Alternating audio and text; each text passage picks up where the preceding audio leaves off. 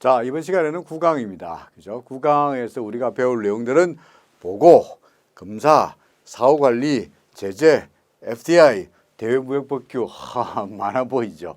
근데 사실은 이게 그 항목은 많다 뿐이지, 워낙 중간중간에 이 내용들이 그다지 많지 않다 보니까 다 뭉뚱그려가지고 챕터 하나로 할 정도니까 그다지 내용은 많지 않아요. 자, 보고, 검사, 사후관리, 제재, FDI 하나씩 따져봅니다. 먼저 보고, 자, 외국환 거래에서 관리 측면에서 보고해야 할 일들이 여러 가지 있겠죠, 그죠? 자, 특히 이제 외국환 업무 취급 기간의 경우에 외국환 업무 취급 기간은 어딘가 보고해야 됩니다. 외국환 거래에 따라서 어디에 보고하느냐? 외국환 업무 취급 기간의 장은 규정에 의하는 바에 따라서 보고서를 어디 제출합니까? 전부 기획재정부 장관에게 제출합니다. 예를 들어서 통상사업부 장관이라든지 국토개발부 장관에 제출하는 것이 아니라 어디에 한다고? 기획재정부 장관에다가, 그렇죠. 기재부 장관, 기획재정부 장관이 우리가 외환에서의 가장 주목 부서이다 보니까 기획재정부 장관에다가 제출한다는 거고요. 자, 그 다음에 한국은행 총재도 마찬가지입니다. 그러니까 각 은행들, 외국환 업무 취급기라는 게 사실 이게 은행들을 말하는 거 아니겠어요? 그렇죠? 주로 은행이죠. 뭐 은행 외에도 재신관서 등등 있긴 합니다만은 이제 주로 은행이 같은데 은행에서 기획재정부 장관에게 보고하고, 그다음에 한국은행 총재 같은 경우에 한국은행 총재는 그 외에 이제 각 부서에서 그 외환 전산망을 통해 가지고 정보들이 다 들어와요. 보고 내용이 들어와요. 그걸 취합해서 해당 보고서를 역시 기획재정부 장관에다가 제출해야 되겠죠, 그죠? 자, 그 다음에 그럼 이제 사실은 우리가 보고에서 중요한 것은 뭐냐니까 앞에 어디다 보고하느냐고 중요하긴 합니다만은 더욱더 중요한 것은 우리가 초점을 둬야 할 것이 소위 이제 금융정보분석원이라는 데다가 보고하는 내용들이 있습니다. 금융정보분석원이 뭐냐니까 혹시나 뭔가 이상한 거래이지 않느냐. 예. 그래서 뭐 보이스피싱 거래라든지 또는 돈 세탁이라든지 뭔가 마약 자금이라든지 뭐 밀수 자금이라든지 그 이상한 돈들이 왔다 갔다 할 것을 검사하고 그런 정보를 살피는 곳이 금융정보분석원이죠. 자, 거기서 보고해야 할 내용들이 크게 두 가지가 있는데 첫 번째는 혐의거래인가요? 혐의거래. 뭐 수상해. 야, 이거 이거 보이스피싱 같기도 하고 마약 자금 같기도 하고 도박 자금 같기도 하고 뭐 이상한 돈이 있어. 이럴 때 금융정보분석원에다가 이상한 돈이 있는데요. 혐의 수상한 냄새가 납니다. 보고합니다. 인데 과거에는 뭐 1,000만 원인가 2,000만 원인가 이상의 수상한 돈이 있으면은 보고해야 됐어요. 근데 지금은 보고 기준 금액이 있어 없어? 없어졌어요. 그래서 단돈 10,000원이라도 수상해 보여라고 하면은 다 보고해야 됩니다. 그래서 의무적으로 보고에 대한 혐의 거래가 있으면은 반드시 보고해야 되는데 문제는 보고하지 않는 경우가 어떻게 되느냐 하는 거죠. 당연히 뭐 외환 업무 취급 기관이라든지 또는 보고해야 할 의무가 있는 기관에서 뭘 내야 됩니까? 뭐 과태료나 벌금을 냅니다. 예를 들어서 감독상 필요한 보고하지 아니한 자, 보고 안 하거나 검사의 명령이나 지시나 검사에 응하지 아니하거나 거부하거나 방해하거나 기피하거나 버티거나, 그죠? 안 해, 싫어 할 경우에는 얼마? 벌금 500만 원 이하이거나 과태료 1,000만 원 이하의 과태료를 부과한다는 거죠. 그러니까 혐의거래 suspicious, 그죠? suspicious transaction, 그러니까 수상한 거래가 있으면 뭐가 한다? 기준 금액이 있어요? 없다. 1,000원이라도 기준 금액이 없다라는 거. 그죠? suspicious. 그 다음에 또 하나, suspicious 해 보이는 것 중에 하나가 뭐냐니까 현금이 왔다 갔다 하는 거예요, 현금이. 요즘에 다 어떻게 합니까? 다 전부 계좌 이체를 통하거나 아니면 크레딧 카드를 통하거나 다 뭔가 이제 다 추적이 가능하게끔 거래를 하죠. 그렇죠? 우리가 다 뭐 친구한테 돈을 보낸다. 어떻게 보냅니까? 그냥 송금해. 그러면은 누가 보냈는지 구자에서 어떤 구자에서 빠져가지고 어떤 구자로 갔는지가 다 드러나 있어요. 금융실명제에 따라가지고. 하지만 그 최적을 피하기 위해서 종종 현금을 쓰는 경우가 있죠. 현금. 얼마 전에 보니까 몇 년 전인가요? 그 마약 자금인지 그 도박 그 사이트를 개설해가지고 거기서 번 돈을 갖다가 현금으로 바꿔가지고 밭에다가 묻어두었던 사례가 한번 옛날에 있었잖아요, 그죠? 그러니까 현금은 추적하기 어려우니까 현금을 수상한 돈은 현금을 많이 거래해. 거꾸로 이야기해서 현금을 인출한다, 뭔가 현금을 가지고 왔다 갔다 한다, 그러면 수상하죠.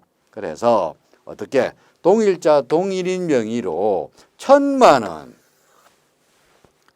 이상 현금을 거래할 때는 거래 내역을 어떻게 됩니까? FIU에다가 보고해야 됩니다. 그렇죠. 근데 1,000만 원 이상의 현금을 거래하더라도 예를 들어서 100만 원 이하의 원화송금, 100만 원 이하의 원화송금 및 100만 원 상당의 외국 통화 매매는 제외하죠. 그래서 100만 원을 모아가지고 아니라 예를 들어서 1,000만 원 이상 되면은 1,000만 원 이상이니까 100만 원 이하는 당연한 얘기겠죠, 그죠? 그러니까 1,000만 원 이상의 현금 거래 있으면은 FIU에다가 금융정보분석원에다가 보고해야 된다는 이야기입니다. 수상하다. 현금이니까 1,000만 원 이상 현금을 왔다 갔다 하네, 이게 뭐야라고 꼭 보고해야 됩니다. 그 외에도 현금이 아니지만 뭔가 수상해 보이는 혐의 거래도 기준 금액 없이 무조건 보고해야 된다 하는 거 기억하시죠, 그죠? 자, 그 다음에 또 하나 뭡니다. 고객 주의 확인 의무가 있습니다. 이게 무슨 말이냐니까 예를 들어서 그 거래가 실명인지 아닌지가 좀 수상쩍은 경우가 있다는 이야기죠. 자, 그래서 고객을 확인하게 되어 있다는 거죠. 당신 이 거래 맞아요? 당신 실명이 맞아요? 당사자가 맞아요? 혹시 다른 사람 이름을 빌려가지고 하는 거 아니에요? 라고 확인해야 할 의무가 있습니다. 이거는 기준금액이 얼마냐? 2,000만 원입니다. 2,000만 원, 금융기관에 2,000만 원 또는 미화 1만 불, 1만 불인데 1만 불은 건당이 1만 불이 아니고 7일 동안의 합산 금액이 1만 불이에요. 예를 들어서 이거 피하기 위해서 3,000불, 2,000불, 100불 이런 식으로 분산학을 막기 위해서 7일 동안의 만불이라도 대상이 됩니다. 의 일회성 금융거래인데 무통장 입금, 통장 없이 무통장 입금, 그 다음에 외화 송금, 환전, 그죠? 자기압수표, 보호예수 등 계좌에 의하지 않는 거래. 통장도 없이 송금한다거나 또는 뭡니까? 환전한다거나 자기압수표를 바꾼다거나 이 뭔가 계좌에서 왔다 갔다 하지 않고 계좌에서 바로 가지 않고 뭔가 이상해. 이럴 경우에는 실제 명의인지 아닌지 또는 자금 세탁 행위인지 아닌지 또는 공중협박 자금 조달 행위, 말이 공중협박 자금 조달 행위 어려워 보입니다만은 이게 뭡니까? 이게 보이스피싱이야. 보이스피싱. 그죠? 예? 좋은, 예? 지금 집에 현금 있으면 곤란하니까 집 앞 우체통에다가 3,000만 원 넣어 놓으세요. 라고 종종 그런 목소리라고 전화 많이 받죠. 그죠? 이런 수상한 경우에. 그래서 꼭 확인하게 돼 있습니다. 그래서 실명을 고객을 맞는지 확인하게 되어 있습니다. 고객 확인 의무를 위반하면은 어떻게 되죠? 이게 벌금은 아니고 과태료를 물게 되어 있습니다. 과태료를 얼마요? 1,000만 원 이하의 과태료를 물게 되어 있습니다. 자, 그러니까 현재 우리가 FIU에 금융정보분석원에 보고해야 할 내용이 세 가지가 있죠. 그죠? 하나가 뭡니까? 수상하다. 혐의 거래. 이는 기준금액이 없어. 그 다음에 또 현금으로. 그죠? 현금은 얼마? 1,000만 원. 그죠? 1,000만 원 이상의 현금. 됐죠? 현금 1,000만 원 이상의 현금 거래 있으면은 또 보고해야 되고. 세 번째는 뭡니까? 고객 확인. 예? 고객 확인을. 이는 뭡니까? 무통장으로. 그죠?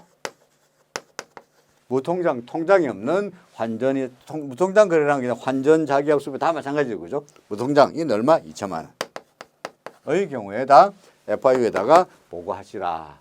이거 안 하면은 과태료를 받죠. 그죠? 과태료. 얼마? 1,000만 원. 혹은, 예를 들어서 고객 현금의 경우에는 벌금도 잘못하면은 500만 원 이하의 벌금을 받기도 하죠. 자, 그 다음에. 이번에 이제 검사합니다. 검사. 이제 각 감독원에서 금융감독원이나 이런 한국은행이나 이런 데서 관제청 이런 데서 그 기관들이 산하기관들이 일을 제대로 하고 있는지를 어떻게 합니까? 체크하죠. 검사하죠. 그죠? 그래서 검사를 어디서 검사하느냐? 한국은행에서 검사하는 것은 한국은행이 은행이니까 은행이니까 입니다만은 주로 한국은행에서는 그 금융감독원에다가 금융기관들을 감독할 권을 다 이양을 하고요. 한국은행이 현재 검사하는 곳은 브로커, 외국인 중개회사 그리고 외국한 거래 당사자. 혹시 이 외국한 거래 당사자라는 이야기는 뭐 모든 당사자를 다 포함합니다. 그리고 통상 그러니까 그 외국한 중개회사의 감독권을 한국은행이 가지고 있고요. 그 외에 이제 한국은행이 은행이니까 역시 금융기관들을 검사할 수 있는데 얘는 혼자서 검사하는 것이 아니라 누가 합니까? 금융감독원과 같이 할 때는 한국은행도 검사할 수 있다는 거죠. 그러니까 한국은행 단독으로 예를 들어서 은행에 가서 검사할 수는 없고 단독으로 검사할 수 있는 것은 뭡니까? 금융감독원에서는 단독으로 은행 들어가서 검사할 수 있죠. 그죠? 자, 그래서 금융감독원에서는 외국한 업무 지급기관, 통상 은행들을 말하죠. 그리고 외국한 거래 당사자를 검사할 수 있다는 거죠. 자, 세 번째로 관세청. 관세라는 얘기는 뭡니까? 우리 수출입 거래에서 생기는 게 다 관세니까 역시 관세청의 검사 대상은 누구냐? 뭐 수출입 거래나 용역 거래나 자본 거래의 당사자가 검사의 대상이 됩니다. 그렇죠. 근데 예를 들어서 용역 거래나 자본 거래의 경우에 그것이 수출입 거래와 관련된 거래여야 그래야 수출입 거래가 관련된 거래여야 관세청에서 이게 제대로 되는지 안 되는지를 검사할 수 있겠죠. 그죠? 근데 그게 아니고 자본 거래인데 자본 거래가 있는데 투자했는데 그 수출하고 관계없는 거야. 국내에서 예를 들어서 차입을 했어. 예를 들어서 뭐 해서세를 발행해가지고 차입을 했어. 이게 뭡니까? 그건 당연히 그 국내에서 거래니까, 그죠? 국내 거래니까 그거는 자본 거래이긴 합니다만은 수출입 거래하고 관계없죠, 그죠? 그럴 때는 관세청에서 감나라 콩나라 잘했니 못했니?라고 할 수가 없죠. 자, 그 다음에 또 하나 뭡니까? 관세청에서 감독권을 가지고 있는 것 중에 중요한 기관이 뭡니까? 환전영업자, 그죠? 환전영업자에 대한 감독권을 관세청에서 가지고 있습니다. 그렇죠. 자, 그 다음에 이번에 이제 제재. 그런데 검사했는데 보고 업무 해야 되는데 왜 안 했어? 당신 왜 안 했어? 라고 했을 때 이를 잘못했을 때 뭔가 경고, 행정처분을 받겠죠, 그죠? 행정처분의 종류에는 경고, 다음부터 조심해, 한 번 더 그러면 이제 문제 있어, 옐로우 카드 경고. 그 다음에 거래 정지, 1년 이내에 거래 정지, 앞으로 위안 거래하지 마, 거래 정지.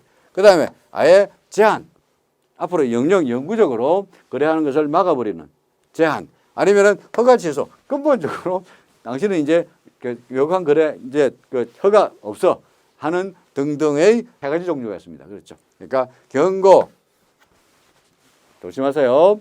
그 다음에 1년 이내에 거래 정지. 이거 우리 핸드폰으로 말한다면 뭡니까? 한 5분간 퇴장, 그죠? 그거 비슷한 거죠. 5분간 퇴장. 그 다음에 제한 허가 취소는 뭡니까? 아예 빨간 카드, 레드 카드 나가.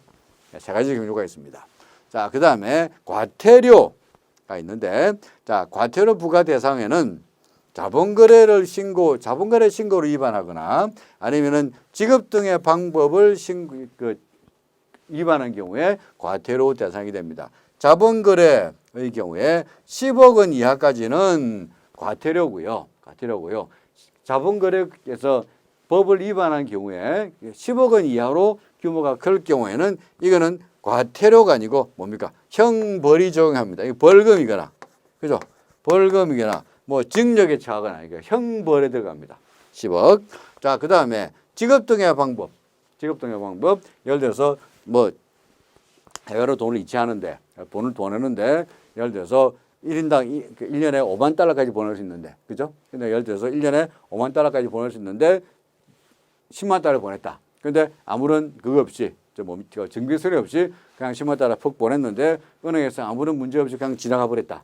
뭐 법을 위반한 거잖아요. 그죠? 잘못된 거죠. 그럴 때 과태료를 받습니다. 그런데 그 금액이 해외로 돈 보낸 금액이 너무나 많아서 20억을 넘어섰어. 그럴 때는 이거는 실수가 아니고 뭐 의도적으로 돈을 빼돌린 거다.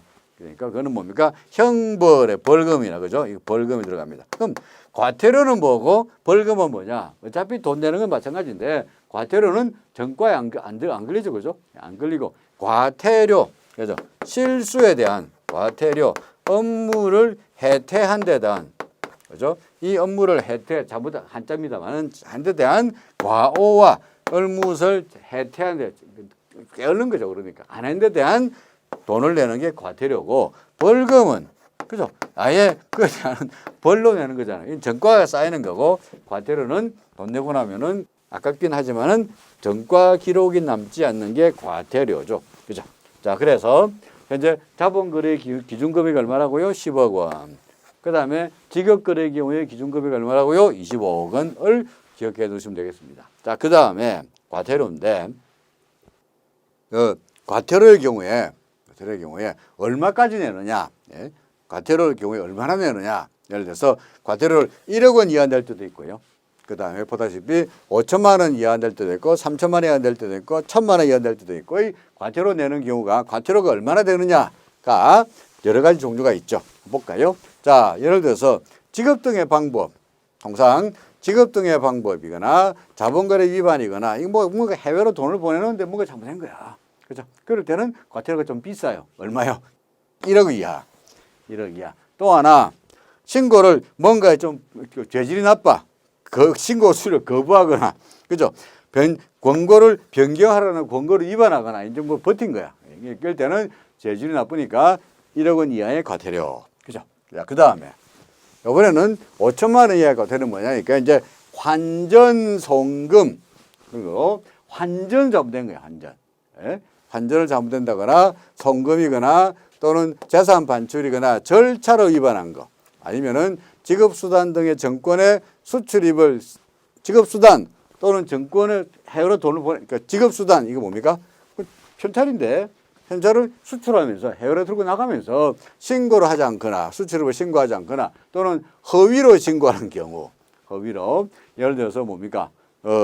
뭐 10만 달러 들고 이거 뭐 10만 달러 너무 작다. 이거 100만 달러를 현찰로 이렇게 해다가 온 데다가 중원에다가 둥둥 온몸에 싸가지고 모르겠지 하고 들고 나가면서 관세 신고서에다가 100만 달러 아니고 뭡니까? 예를 들어서 뭐 3만 달러라고 허위로 신고할 경우 또는 아예 신고하지 않는 경우에 얘는 돈을 들고 나가는 경우니까 5천만 원.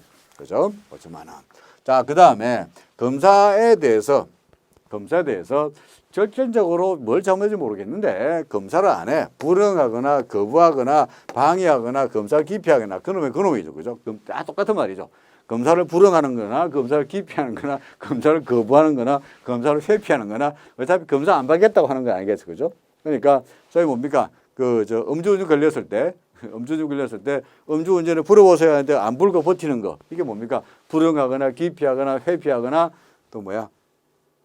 같은 말이죠. 거부, 불응, 방해하거나 이럴 때는 얼마? 3천만 원. 그죠? 3천만 원. 그러니까 제가 안 질 수도 있죠. 풀어보니까 음주운전 뭐 맥주 조금 마셔가지고 아무런 문제도 없는데 그냥 불면 될 걸 안 불어가지고 괜히 3천만 원 과태료를 낼 수가 있죠. 물론 음주운전 이야기는 아닙니다만은 그래서 검사 죄를 지은지 안 지은지 확실치 않는데 검사 자체를 거부하면은 3천만 원. 그 외에도 위법 사실에 대한 시정명령을 불이행하거나 시정조치를 위반하고 나거나 통보를 불이행하거나 허위 통보하거나 쉽게 말해서 뭡니까? 말 안 듣는 거죠. 그죠? 감독기관에 말을 안 듣고 버티는 거. 이럴 때는 3천만 원. 그 다음에 1,000만 원은 예를 들어서 좀 마이너한 거예요. 뭐냐? 예를 들어서 금융회사 등에서 등록의 폐지 신고를 제대로 안 한 거야. 예를 들어서 회사가 지점을 옮겼는데 또 회사 이름을 바꿨는데 등등으로 뭔가 신고하고 다시 신고해야 되는데 그 등록하고 신고하는 업무를 제대로 안 한 거. 그러니까 뭐 돈이 나간 것도 아니고 근데 제대로 그 행정 절차를 따르지 않을 경우에는 1,000만 원이에요. 그 다음에 행정처분을 경고한 다음에 똑같은 경고 조심해 옐로우 카드 줬는데 잊은 대로 똑같은 옐로우 카드 일을 또 한 번 한 거죠. 그래서 이럴 경우에 경고 사유를 또 위반한 경우에 그 외에도 보고 자료 제출 안 하고 허위 보고 허위 자료 제출 등등 뭐 재산 자료 뭐 미제출 허위 자료 제출 자료를 냈는데 이 경우에는 3천만 원은 아예 거부한 거고요. 그죠? 그 다음에 이 경우에는 1,000만짜리는 자료를 내긴 했는데 엉터리로 그죠? 엉터리 자료를 낼 경우에 아예 안 하는 거는 이거는 더 죄가 나빠. 내는 척 했는데 엉터리 자료 낸 거야. 1천만 원. 근데 아예 안 내. 그럼 3천만 원. 그죠? 그 다음에 돈 나갔는데 환전할 때 뭔가 문제가 있어. 5천만 원. 그죠? 지급 등의 방법이 잘못됐어. 얼마? 1억 원. 뭐 등등으로 그렇게 기억해 놓으시면 되지 않겠나 싶습니다. 자, 그 다음에 그 외에 이제 기획재정부 장관은 워낙 바쁘시니까, 그죠? 기획재정부에서 하는 일이 많으시니까 아무래도 자신의 일을 여러 산하기관에다가 위탁하죠. 위임하거나 위탁합니다. 그래서 어디다 위탁하느냐? 예를 들어서 금융위원회, 금융감독원장, 관세청장, 한국은행 총재들에게 위임 위탁할 수 있습니다. 자, 이거는요, 여러분들 이거 뭘 기억하시면 되냐면 시험에 어떻게 나오느냐, 그죠? 예를 들어서 다음 중 기획재정부 장관이 자신의 과태료 부과와 관련된 제재 조치 등등의 권한을 위임 위탁할 수 없는 곳은, 그래서 1번 금융감독원, 2번 관세청, 3번 금융위원회, 금융위원회, 네 번째 뭡니까? 한국은행, 이게 다 답이구나. 한국은행, 다섯 번째 국세청. 이런 문제가 나왔다 합시다. 그러면 금융감독원도, 관세청도, 금융위원회도, 한국은행도, 국세청도 다 나름대로 보고 검사를 할 수 있는 기관이다 보니까 어디서 위임 안 하나? 금융감독원하고 금융위원회하고 비슷한 거 아닐까? 라고 학생들이 둘 중에 하나 찍는 경우가 있습니다. 오늘 정답은 뭡니까? 국세청이에요. 국세청. 국세청은 위임 위탁 같은 거 안 해요. 안 해요. 그래서 국세청은 위임 위탁 안 한다라는 것만 여러분들 기억하고 계시면 됩니다. 국세청은 나름대로 국세청도 할 일이 많은데, 그죠? 그래서 기획재정부 장관의 기획재정부 업무의 위탁 위임을 받아서 하지 않는다. 그것만 기억하시면 됩니다. 자, 그 다음에 이제 벌칙, 이제 과태료 말고 이제 벌칙. 이건 진짜로 벌금 내는 거예요. 벌금. 진짜로 정과에 남는 거. 1대 5년 이하의 징역, 5년 이하의 징역, 5억 원 이하의 벌금 내는 경우. 그 다음에 3년 이하의 징역, 2년 이하 징역, 1년 이하 징역. 이거 참 뭐가 뭔지 이거 다 그렇습니다만은 키워드만 기억하시면 됩니다. 자, 먼저 5년 이하의 징역은 뭐냐? 기준 환율 적용을 위반한 거. 환율 적용을 위반한 게 상당히 엄중한 벌 같아요. 그러니까 엉터리 환율을 정한 거야. 이게 5년. 그 외에도 예를 들어서 외국한 거래 정지하지 마 했는데 이걸 갖다가 위반한 거. 외국한 거래를 정지를, 천재지변에 뭔가 우리는 IMF 또 터져가지고, 그죠? 해외로 달러 보내 가지 마라고 막아놨는데 몰래 달러를 해외로 이체했다. 이럴 경우에 5년 징역입니다. 그 외에도 자본거래 허가 의무를 위반하거나 예치 의무를 위반한 거, 의무를 위반한 거, 그죠? 의무를 위반한 거. 그 다음에 부당한 이익을 얻거나 제3자에게 부당한 이익을 얻게 할 목적으로, 그래서 시세를 변동 또는 고정시키는 행위. 뭡니까? 외국환 시세를 교란하는 행위죠, 그죠? 교란하는 행위. 환율을 자기 마음대로 막 이상하게 만들고 하는 게 교란하는 행위. 그러니까 환율을 적용을 위반한다거나 환율을 교란하면 이거는 상당히 중범죄죠. 그러다가 뭡니까? 허가 정지했는데, 외환거래 정지했는데, 외환거래 IMF 때 외환거래 정지했는데 몰래 했다. 5년 또는 5억 원 이하. 자, 그 다음에 외국환 의무를 등록하도 하지 않고 하는 경우에, 그 다음에 엉터리로 등록하는 경우, 그 다음에 인가를 받지 않는 경우, 그 다음에 국제조약이나 국제평가 유지 제재 관련해서 지급 또는 수령 허가를 위반한 경우에, 쉽게 말해서 뭡니까? 테러단체 돈 보내는데, 그죠? 테러단체 돈 보내지 않아야 되는데 테러단체에 몰래 돈을 보냈다.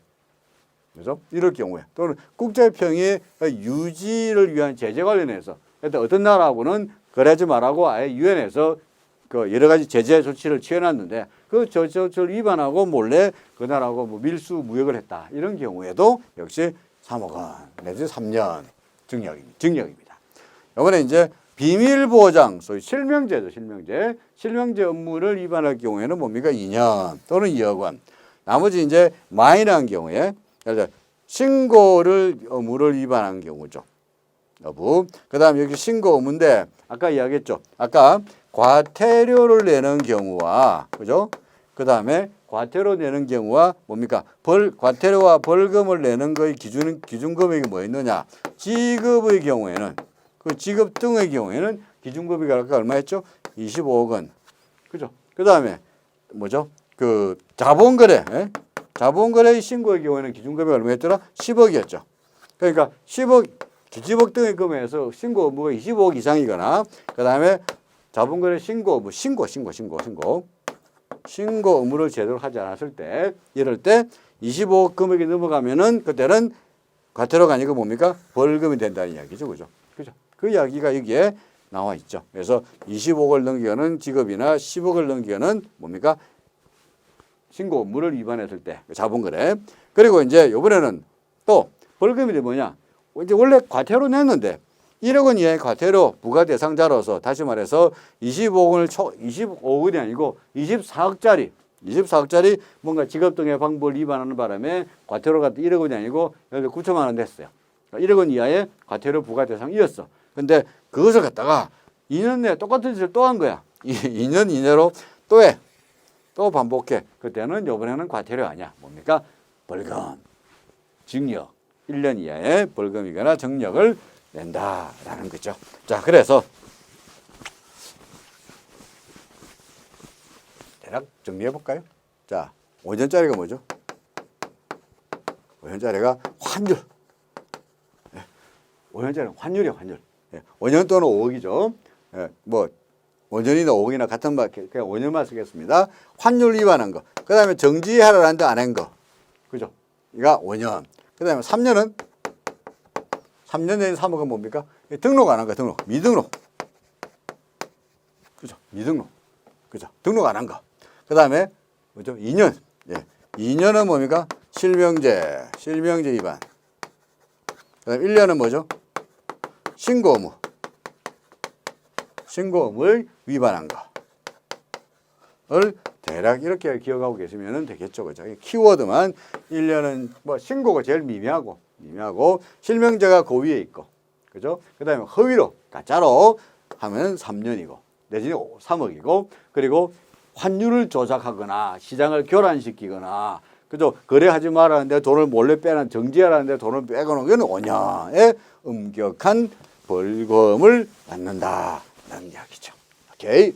자, 그 다음에 이제 이번에 이제 외국인 직접 투자가 됩니다. 투자. 자, 직접 투자, 외국인 투자 또는 우리가 직접 투자의 경우에 해외로 직접 투자, 우리가 해외 직접 투자, 이제 투자란데, 그러면 해외 직접 투자란 것과 간접 투자의 차이가 뭐냐? 직접 투자는 뭐고 간접 투자가 뭐냐? 직접 투자는 내가 직접 투자하는 거고, 간접 투자는 다른 사람 시켜서 간접 투자한 거냐? 그건 정의가 아니죠, 그죠? 그건 정의가 아니야. 그래서 직접 투자와 간접 투자 가장 결정적인 차이가 뭐냐? 직접 투자라 함은 경영권 취득이 목표야. 그래서 이 회사 경영권을 내가 가지고 있는 목적으로 투자하면은 이게 직접 투자예요. 반면에 간접 투자는 경영권 취득에는 관심이 없고 뭘 목적으로? 수익 취득을 목적으로 주가만 올라라. 그럼 여러분들이 주식에 투자해요.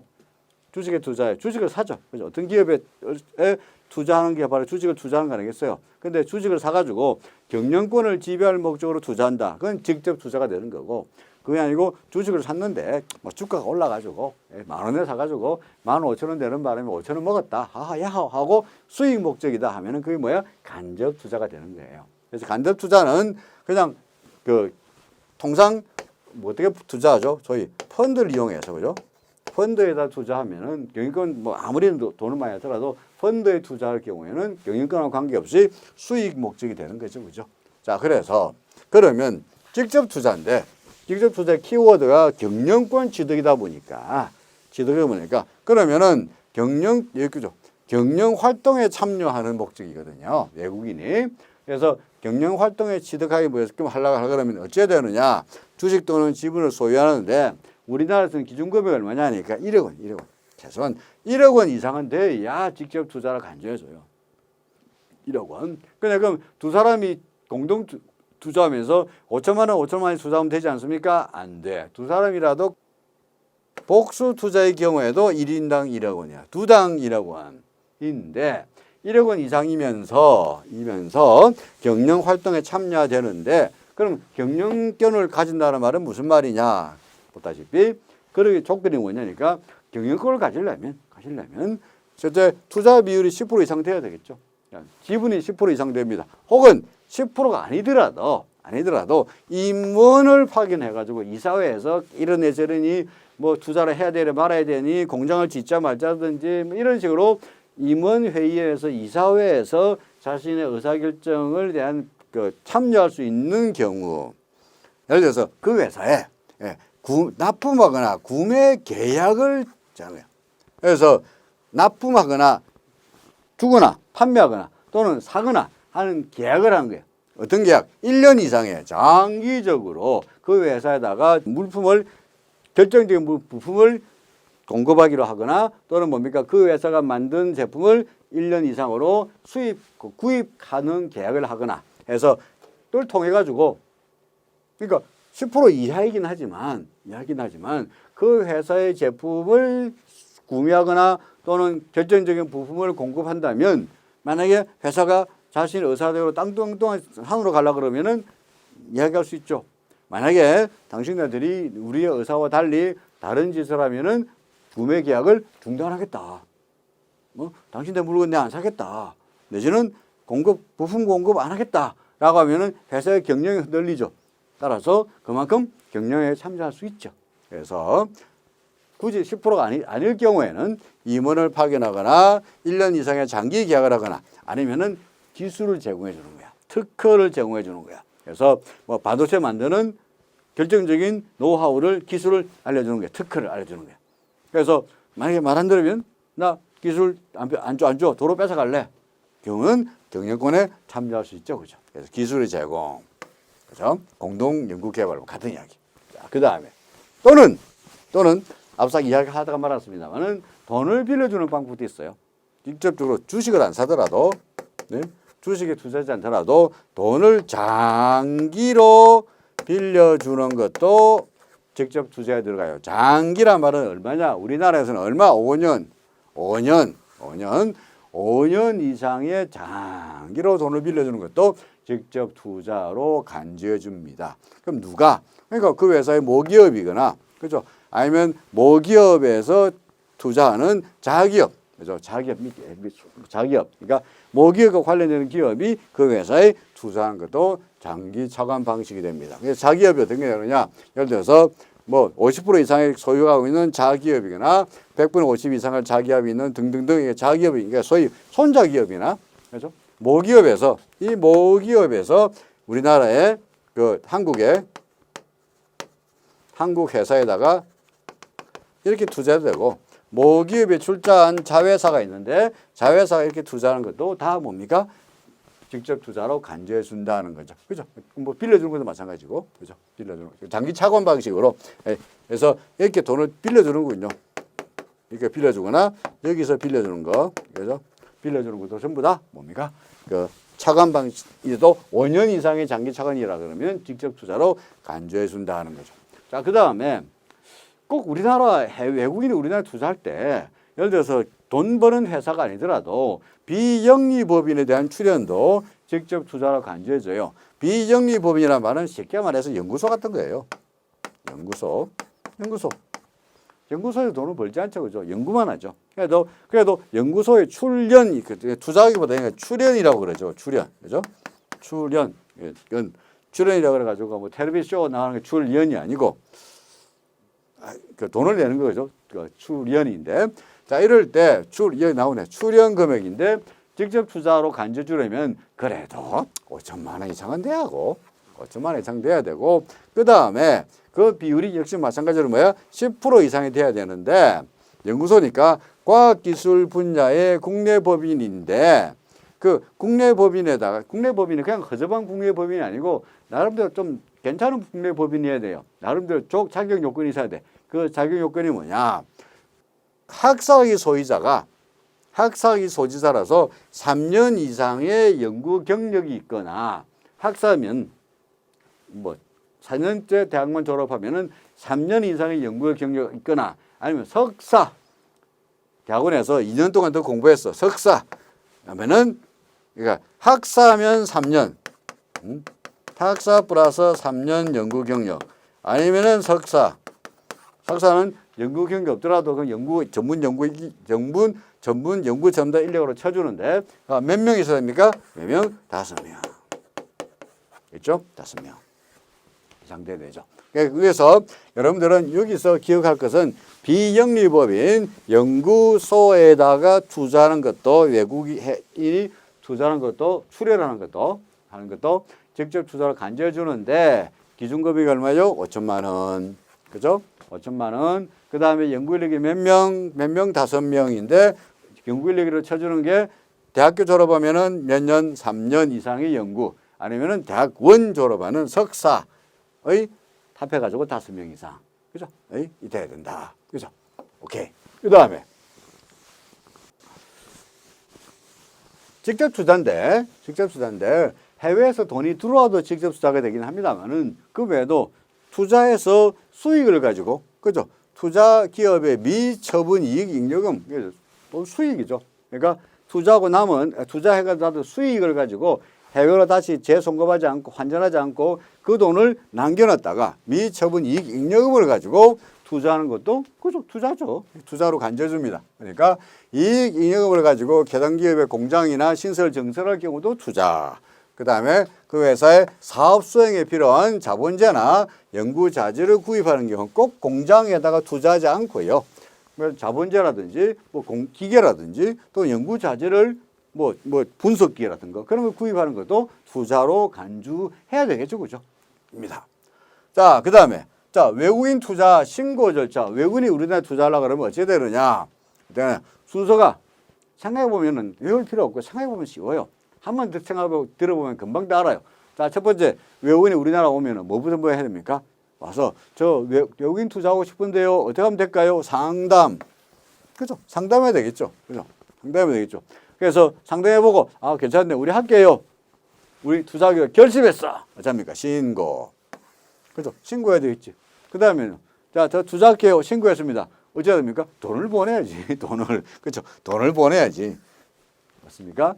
그 다음에 순서가 자, 그 다음에 여기 쓰자. 자, 먼저 1번 상담했고 두 번째 상담하고 나서 결심했어. 네, 이제 그래서 나 투자하겠습니다. 라고 신고해요. 신고를 하면은 돈을 송금. 예. 돈을 보냈죠. 그죠? 돈을 보내죠. 그 다음에 돈 보낸 다음에 어떻게 합니까? 그걸 가지고 법인을 만들죠. 그죠? 법인을 설립이라고 뭘 써놨죠? 등기. 법인 설립. 예. 법인 설립하겠다고 등기하죠. 회사 만들죠. 그런 다음에 나중에 이 회사가요. 사실은 외국인 투자법인이에요. 외투법인이에요. 라고 외국인 투자법인이라고 어떻게 합니까? 등록을 해야 되겠죠. 그죠? 외투 투자법인이라고 등록을 해야 되겠죠. 등록. 그죠? 등록. 이 순서예요. 그죠? 그러니까 한번 들어보면 신고부터 먼저 하고 상담합니까? 그죠? 신고부터 먼저 하고 상담합니까? 돈부터 먼저 보내고 상담합니까? 그렇지 않죠. 상담부터 먼저 하고 그런 다음에 결심했어. 신고하고 그 다음에 돈 보내고 신고한 다음에 돈 보내야지. 돈 보내고 사전에 신고하죠. 그죠? 그래서 또 사전에 신고하고 돈을 보내지. 돈부터 덜컥 보내고 난 다음에 그 돈 투자금액이고 신고하면 안 돼요. 사후가 안 돼. 사전에. 그러니까 신고하고 돈 보내고 그 다음에 돈 보내서니까 회사 만들고 그죠? 회사 만든 다음에 이 회사가요. 외국인 투자법인이에요. 라고 등록하는 게 순서다는 거죠. 오케이? 따라서 각각의 경우에 먼저 상담은 외국인 투자인지 외국인인지 아닌지 알아보고 투자 신고에서 합니다. 어디서 투자 신고하느냐 할 때는 본점에서 지급합니다. 본점에서. 이게 또 뒤에 우리 문제풀이도 나올 텐데 그러면 본점에서 지급하는 게 있고요. 그 다음에 영업점에서 지급하는 게 있거든요. 영업점에서 보겠습니다. 자, 투자 신고는 은행에 본점에서 지급합니다.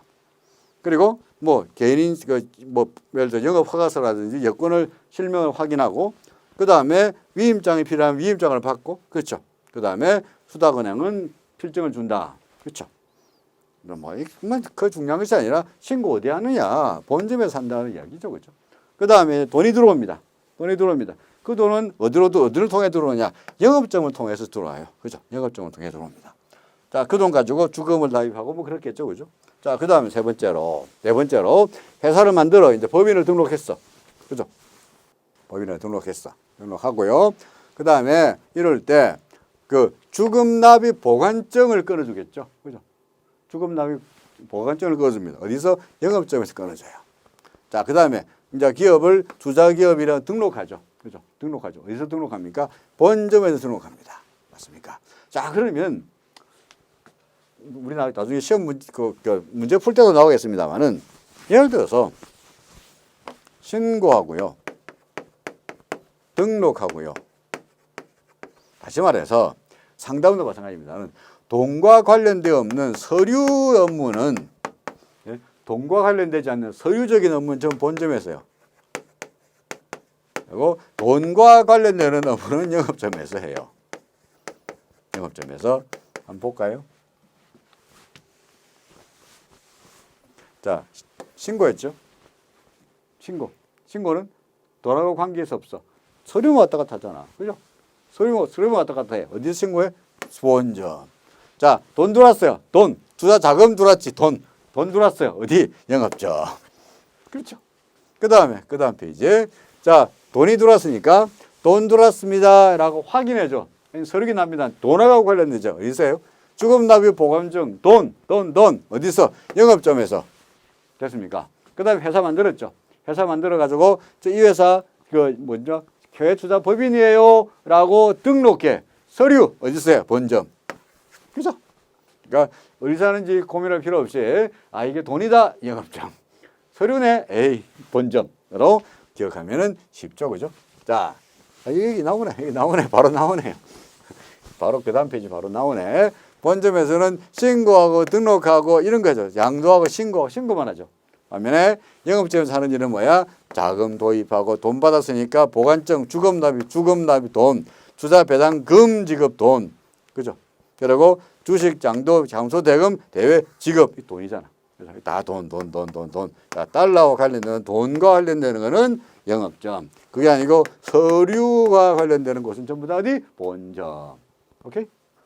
됐습니다. 자, 그 다음에 이제 대외무역법입니다. 대외무역법. 자, 대외무역법의 경우에 자주 나오는 게 수출입 실적을 언제 기준으로 적용하느냐가 중요하거든요. 그것만 기억하시면 됩니다. 자, 먼저 수출입을 실적을 언제부터 수출을 잡아주느냐 하면은 뭐를 잡아주느냐? 유상으로 거래되는 일반 수출이에요. 이게 돈 받고 수출하는 게 수출이죠, 그죠? 공짜로 수출하는 건 수출 아니야.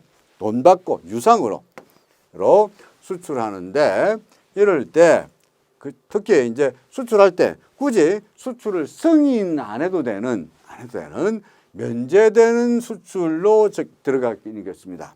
그러니까 유상으로 되는 일반 수출에다가 일단 수출 승인이 면제되는 수출이 뭐냐니까 예를 들어서 나갈 때는 전시회에 전시할 목적으로 전시품으로 나간 거예요. 그러니까 수출할 목적이 아니고 전시품으로 나간 거야. 나갔는데 전시회 나왔는데 전시에서 바이어가 얻어보니 이 물건 좋아요. 시계 좋아 보이네요. 나 이거 바로 살게요. 전시품인데요. 그러면 전시가 끝난 다음에 사가세요. 해서 거기서 매각된 거, 현지에서 매각된 거죠. 이게 뭐야? 수출이죠, 그죠? 나갈 때는 수출이 아니어서 그 당시부터 수출이 된 거죠. 자, 그 다음에 해외건설사업사에 해외건설공사에서 직접 공급해주는 직접 주는 원료나 기재나 장비 등의 수출. 해외 건설업체에다가 바로 거기 현지에서 예를 들어서 원료나 기재나 장비 등을 수출한다. 수출에 들어가는 거죠. 그죠? 직접 거기서 바로 현지에서 공급하는 것도 수출에 들어간다는 이야기입니다. 자, 그 다음에 세 번째로 또 뭘 수출을 잡아주느냐 하니까 내국 신용장의 경우에도 수출로 잡아둡니다. 내국 신용장이 뭐냐니까 예를 들어서 뭐가 있을까요? 뭐 현대차가 있다. 예를 들어서 현대 자동차가 있어요. 러시아 바이어가 있어. 러시아 바이어가 러시아 바이어가 예를 들어서 차 사겠다고 왔어요. 그러면은 현대자동차에서 자동차를 만들어야 되니까 뭐가 필요해? 타이어가 필요해. 그죠?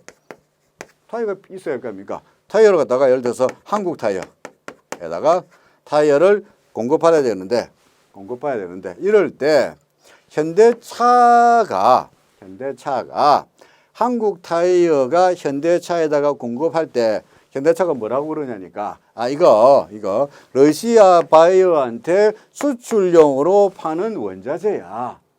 이럴 경우에 한국 타이어가 현대차에다가 타이어를 공급할 수 있는 방법이 두 가지겠어요.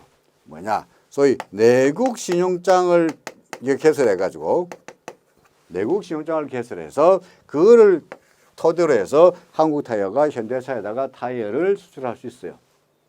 그럼 결국은 한국 타이어는 현대차에다가 주긴 했습니다만 궁극적으로 그 타이어가 차에서 그죠?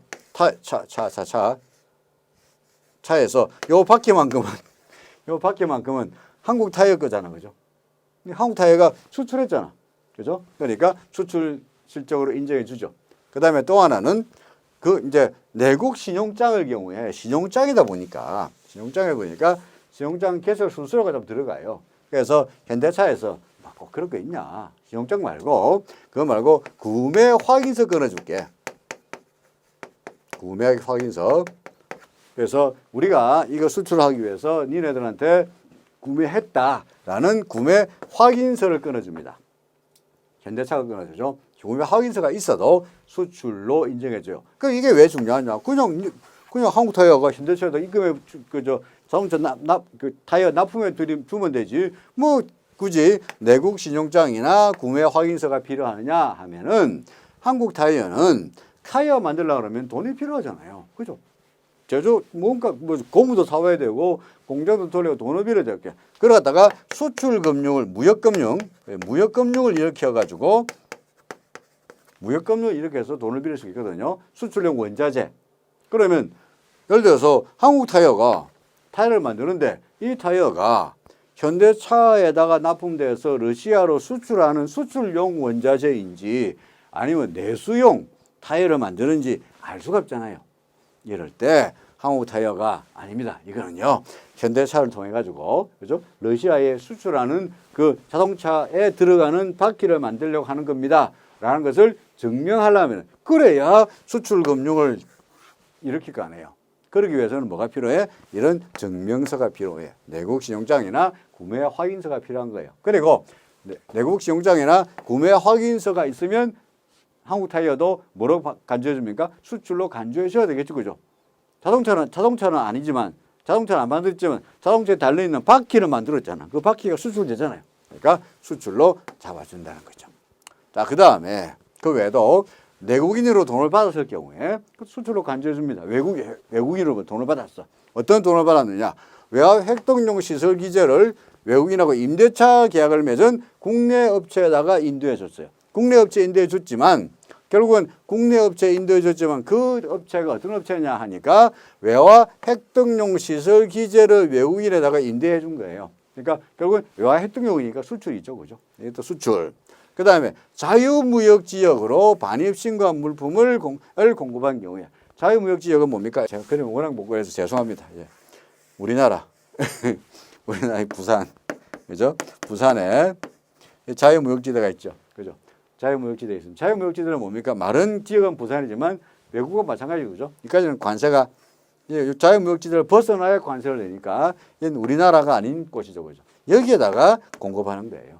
그러니까 우리나라이지만 사실은 해외와 똑같으니까 요거 나갈 때 자유무역지대 안으로 들어갈 때 관세 대상 관세를 내죠. 그죠? 그러니까 뭐라도 수출을 잡아야지. 그러니까 자유무역지역으로 공급할 경우에도 뭡니까? 수출을 잡고요. 마지막으로 보세구역으로 물품들을 공급하는 경우에 똑같은 경우죠. 그러니까 보세구역, 외국을 수출 안 하고 보세구역으로 뭐 예를 들어서 면세점 같은 건 마찬가지죠. 면세점. 우리 국내 있는 면세점에다가 물건을 공급해요. 그러면은 그 면세점에서 물건 산 외국인들이 갖고 나갈 테니까 사실상 면세점에다가 공급했다는 이야기는 수출 행보과 마찬가지죠. 그죠? 수출로 잡아주는 거예요. 그러니까 자유무역지역이나 또는 보세구역이나 뭐 결국 사실상 같은 말이죠. 그죠? 그런 식으로 수출로 잡아줍니다. 자, 그 다음에 이번에는 수입의 경우는 어떻게 되냐? 수출로 잡아주는 경우가 있고, 이번에는 수입의 경우에는 뭡니까? 그러니까 유상으로 돈을 내면은 당연히 수입이 되는 건데, 특히 그 중에서도 인데, 자, 수출 실적과 수입 실적을 그럼 인정할 때 언제 무엇을 수출로 하느냐도 있습니다만은 금액을 얼마를 인정을 해주느냐, 수출 금액을 인정해 주느냐가 중요하겠죠. 그죠? 수출 금액의 기준 금액이 뭡니까? FOB입니다. FOB. 그리고 뒤에 나옵니다만 수입의 경우에는 기준 금액이 CIF예요. CIF. 그래서 인코텀즈를 설명해야 되니까 그냥 기계적으로 그냥 FOB, CIF, FOB, 통상 FOB, 수출은 FOB다 라고 기억해 두시면 됩니다. 자, 그 다음에 중개무역의 경우에는 여기 나오네. 수입 CIF죠. 중개가 뭡니까? 예를 들어서 중국에서 한국으로 들어왔다가 미국으로 나가는 게 이게 중개죠. 그죠? 중개방송이다 보니까 중국에서 한국으로 들어올 때는 이게 수입이 되고, 그죠? 한국에서 미국으로 나갈 때는 수출이 되는 거죠. 근데 예를 들어서 한국은 만든 게 아니고 중국 물건 수입해 와가지고 미국으로 파는 거니까 이게 중개인데, 중개무역인데 사실은 수출을 얼마 했나니까 여기서 100만 불 수입해가지고 마진 붙여가지고 120만 불 수출하는 똑같은 물건을 120만 원 받고 수출하면서 20만 불 챙기겠다는 게 중개무역이잖아요. 그러니까 실제로 수출을 얼마 했습니까? 120만 불인 게 아니고 120만 불에서 100만 불을 뺀 20만 불만 수출한 거와 마찬가지죠. 그죠? 실제로 한국에 돈이 떨어지는 거는 20만 불이죠.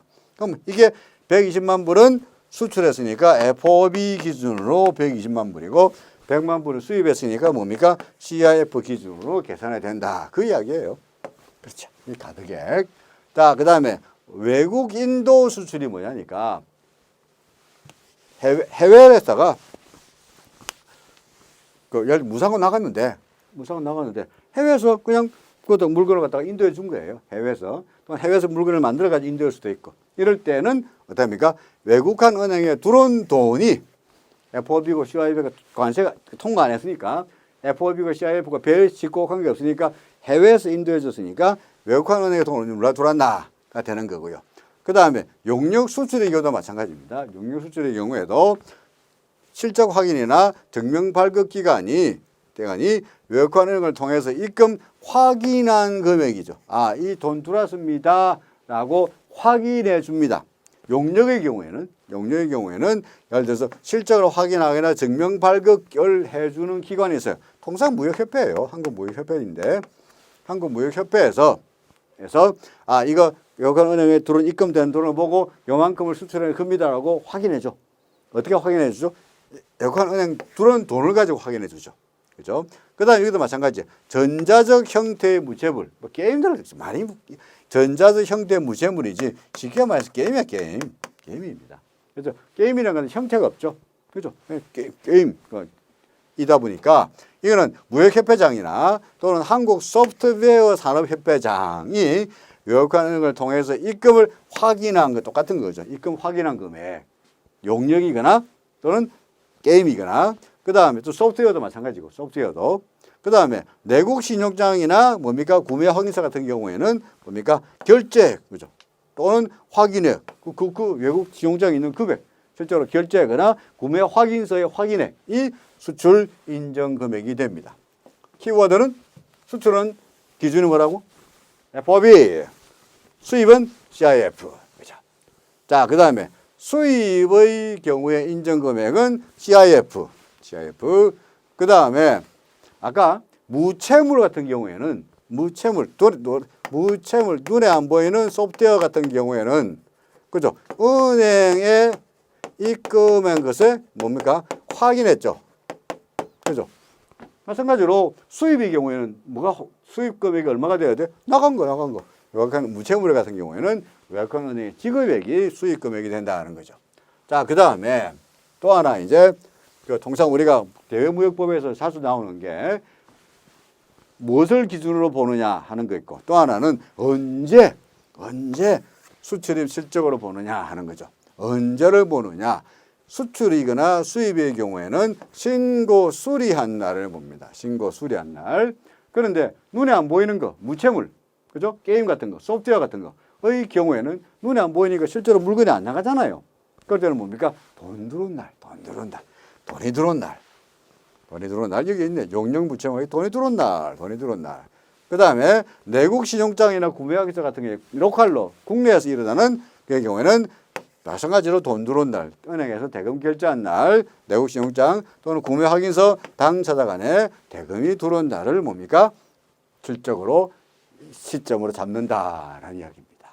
오케이? 자, 여기까지 우리가 보고, 검사, 제재, 또 뭡니까? 그 대외무역법에 있어 가지고 수출입의 일정 시점 등등에 대해서 공부해 봤습니다. 오늘은 여기까지 하겠습니다. 여러분들 고생 많으셨습니다. 고맙습니다.